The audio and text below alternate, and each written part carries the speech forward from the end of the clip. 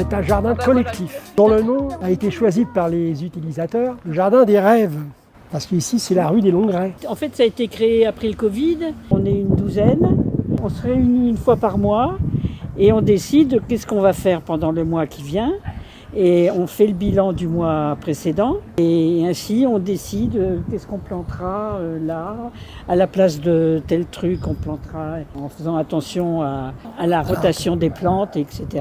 Et en essayant le plus possible de trouver des graines ou des plants bio. Et reproductibles. On est en rapport donc avec les autres jardins, entre autres pour avoir du compost. Le jardin est ouvert au public le mercredi après-midi et le samedi après-midi. Alors là, par exemple, maintenant, ça va être le temps des plantations de tomates, de cucurbitacées, etc.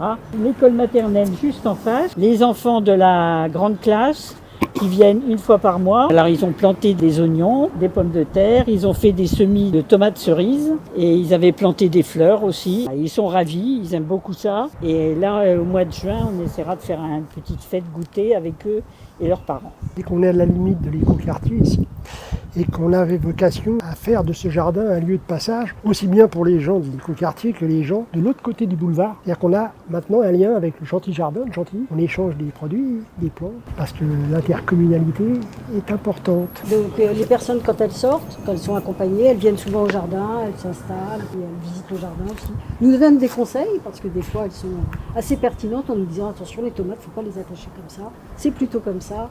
Et donc, nous, on est preneurs de tous les bons conseils de l'EHPAD et de toutes les personnes qui peuvent passer nous voir.